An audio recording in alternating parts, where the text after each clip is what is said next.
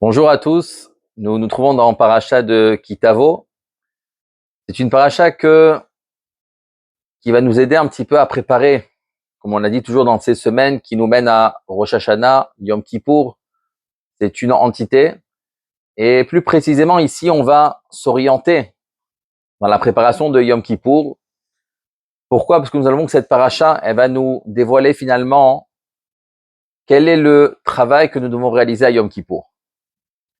On sait que Yom Kippour, la mitzvah, chaque juif qui vient prier, qui rentre dans la synagogue le jour de Yom Kippour, alors il ne peut pas sortir de cette synagogue sans au moins avoir eu au moins une pensée, si ce n'est qu'une minute, pour se dire finalement, il faut que je retrouve le chemin de ce que Hachem attend de moi et de se dire que finalement, je dois m'orienter sur de nouveaux horizons.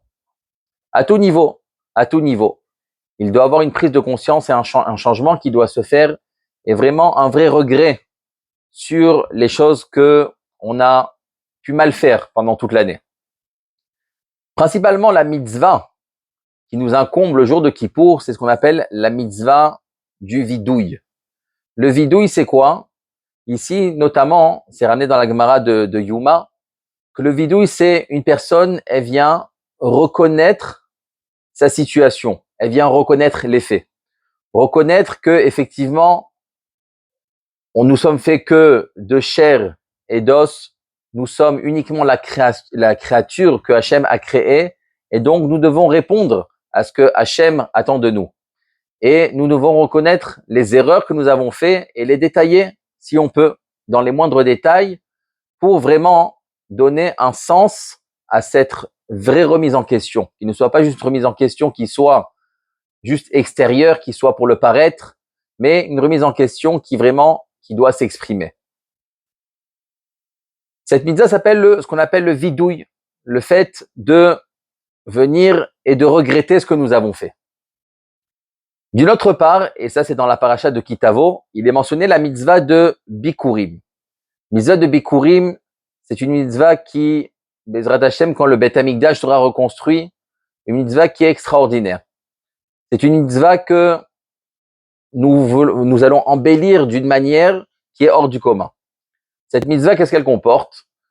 Lorsque une personne va récolter les fruits de sa nouvelle récolte, alors il ne doit pas oublier d'où est la source de chaque chose.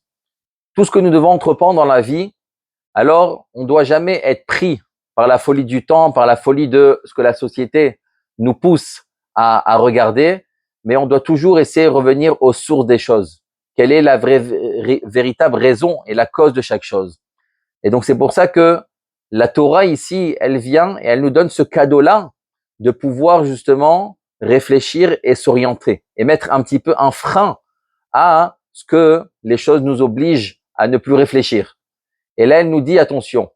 C'est vrai que tu as travaillé à la sueur de ton front, tu as récolté, tu as une récolte, tu as des fruits, et c'est de ça que tu vas vivre et que tu vas assurer ton avenir pour toi, pour tes enfants. Mais attention, n'oublie pas la source de tout cela vient, et donc c'est pour ça que tu devras prendre les plus beaux fruits qui vont être récoltés, tu les mettras dans un panier, tu les mettras sur tes animaux et tu monteras à Yerushalayim.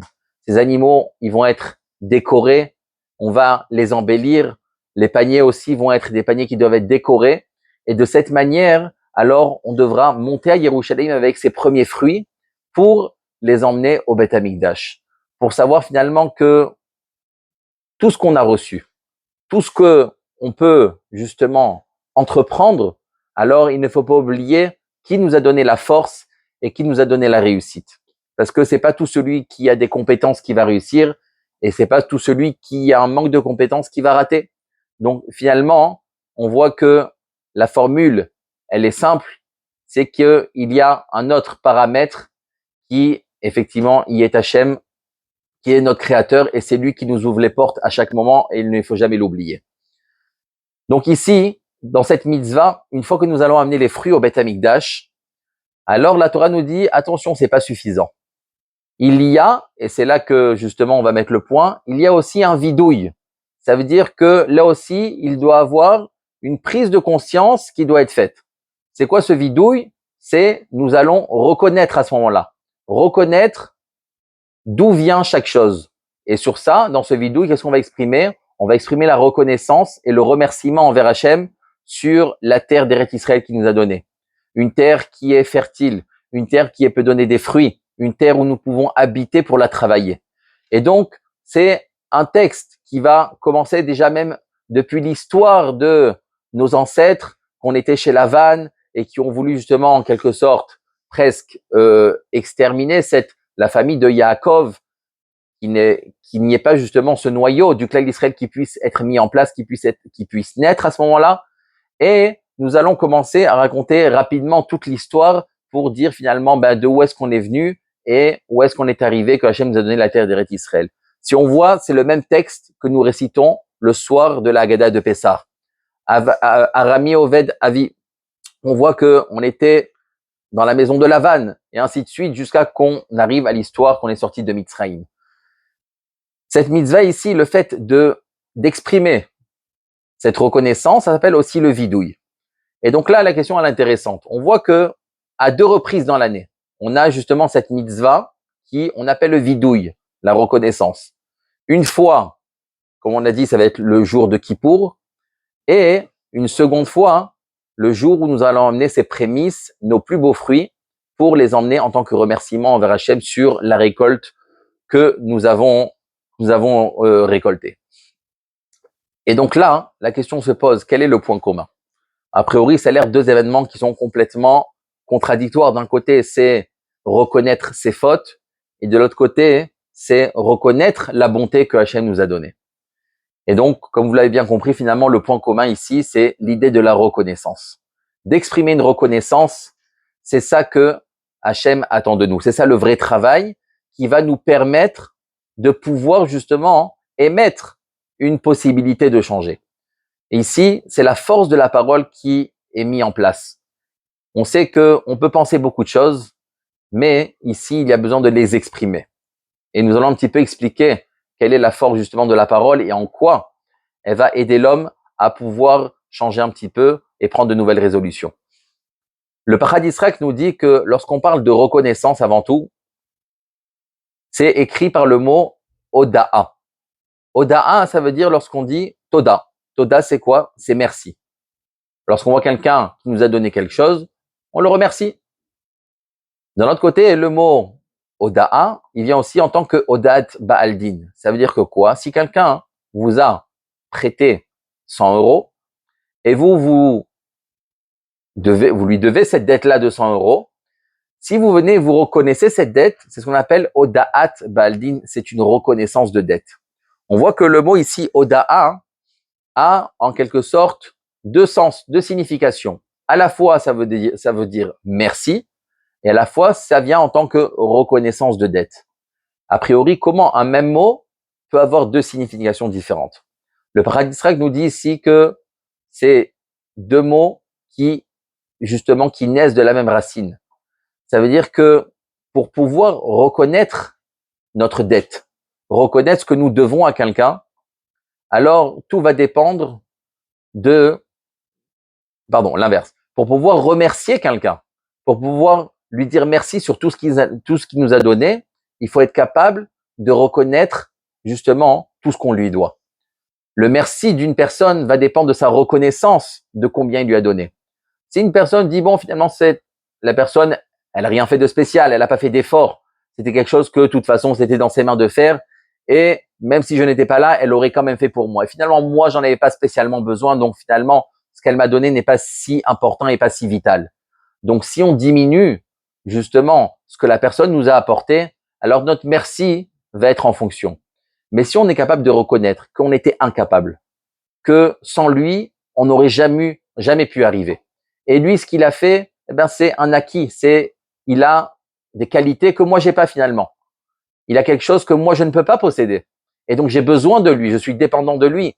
Donc, ô combien, là, le merci va être grand. Ça veut dire que l'expression de remercier, effectivement, dépend jusqu'à combien on sait combien nous devons à quelqu'un et en fonction de ça, alors notre merci va prendre du poids. Donc ici, c'est ça un petit peu l'idée du vidouille. Le vidouille, c'est de pouvoir reconnaître la réalité des faits. De ne pas justement être ce qu'on appelle d'être coffert et de ne pas vouloir reconnaître comment les choses et comment la vraie réalité elle est. Une personne en général qui a du mal à accepter, qui ne veut pas changer. Pourquoi? Parce qu'elle ne veut pas reconnaître la vraie réalité. Pouvoir reconnaître les faits, alors là, c'est le début du changement. Et c'est pour ça que on nous dit que pour prendre des résolutions, alors il faut que la parole intervienne. Pourquoi? Parce qu'une pensée, alors on sait que ça reste dans du potentiel. Ce n'est qu'un projet. Lorsque quelqu'un veut monter un immeuble, alors oui, il va commencer à réfléchir, à, dans sa tête, mettre en place le projet. Mais tant que le projet ne va pas prendre forme, ne va pas être réalisé, alors le projet ne pourra jamais montrer ce qu'il est capable de faire. Il n'y aura jamais justement une vraie réalité qui sera présente pour pouvoir se confronter à elle. Lorsqu'on fuit la réalité, ça veut dire qu'on veut rester dans l'idée justement de ce qui est dans la pensée, quelque chose qui reste du potentiel, qui reste de l'absolu. Ça veut dire que ça peut être vrai comme ça peut ne pas être vrai. On n'a pas encore vraiment mis en place et concrétisé la chose, donc on se laisse la possibilité encore de fuir. Lorsqu'on pense à quelque chose, tant qu'il n'y a pas un vrai engagement, lorsqu'on ne vient pas signer sur un contrat, alors on se donne encore le droit de pouvoir se rétracter. Donc c'est pour ça que la meilleure thérapie pour vouloir avancer, c'est d'exprimer la réalité dans laquelle on se trouve. Lorsqu'on est capable de dire à une personne, effectivement, je sais que tu es capable de ça, je sais que tu m'as donné ça, alors là, on va pouvoir rentrer dans un nouveau contexte de vie qui va nous permettre de dire, ben maintenant, je sais que j'ai ces données qui sont en face de moi et je ne peux que justement changer pour aller du mieux. Donc c'est ça la force de la parole. La force de la parole, reconnaître uniquement par la parole. Et c'est ça le vidouille. Vidouille, c'est du lachon aussi oda'a, donc de reconnaître. Reconnaître, et ça, il faut uniquement l'exprimer. L'exprimer, ça ne veut pas dire que tout le monde va l'entendre. C'est juste sortir de ses lèvres. On peut être Yom Kippour sous son talit sans que notre voisin ni de gauche ni de droite va entendre ce qu'on dit. Ce n'est que entre nous et Hachem.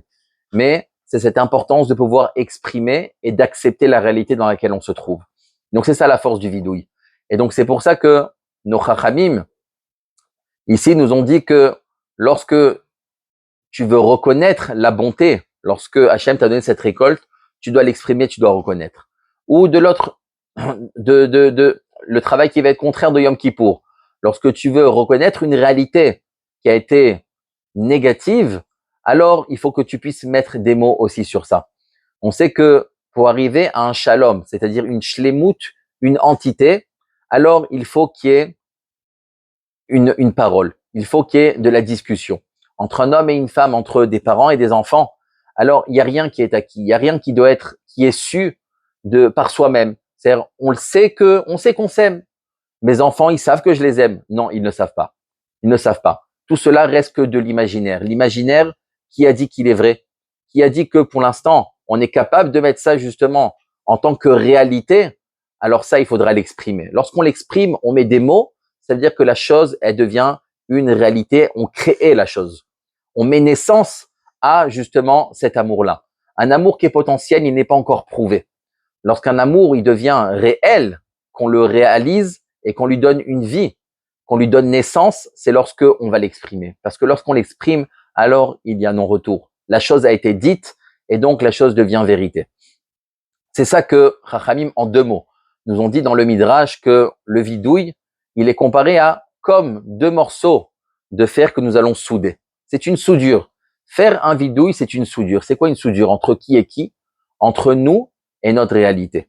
Lorsque on est dans une vie qui a des actes qui ont été faits, alors si on est capable d'affronter notre réalité dans laquelle on se trouve, d'accepter les détails et la vie dans laquelle on est, alors on pourra justement la changer à ce moment-là. Si on refuse d'être dans cette réalité, alors on ne changera jamais rien parce qu'on ne vivra que justement dans de l'imaginaire et on restera dans notre bulle. Et donc c'est ça justement que nous devons souder. Nous devons souder notre intérieur avec notre extérieur. Il y a le ani qui est à l'intérieur et le moi qui est à l'intérieur et notre moi qui va s'exprimer à l'extérieur. Et donc finalement, c'est ça que Chachamim nous disent que la réussite et la shlemut, l'entité de l'homme, qu'est-ce que ça s'appelle un homme qui est entier? C'est lorsque il va exprimer ce qu'il ressent. Lorsqu'on a justement cette symbiose qui est entre notre intérieur et ce qu'on va réaliser à l'extérieur, ça veut dire que nous sommes la même personne. Ce que nous faisons, c'est ce que nous ressentons.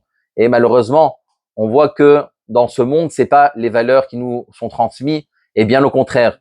On pense à quelque chose et on va faire le contraire. On va dire quelque chose et on va écrire le contraire. Et donc, malheureusement, c'est dans ces valeurs que nous baignons et que la Torah, elle maintient et elle nous rappelle à l'ordre à chaque fois en nous disant que non, qu'un homme qui est grand, un homme qui est entier, c'est un homme qui sait justement être transparent à tous les niveaux. Et donc, finalement, c'est ça la vraie réussite du juif du Yom Kippour. Un juif de Yom Kippour, c'est celui qui est capable, même pendant 1 minute à Yom Kippour, de prendre cette prise de conscience et de savoir vraiment quelle est sa vie, où est-ce qu'il est dans sa vie et qu'est-ce que vraiment il est à l'intérieur de lui et d'essayer de mettre au maximum en osmose ces deux mondes-là, le monde intérieur et le monde extérieur, pour arriver à cette vraie soudure et qui va emmener justement à une sérénité pour la personne en elle-même, pour son entourage et Bezrat Hashem, une tchouva qui va être générale au niveau de tout le clan d'Israël. Amen, Kenny Ratson.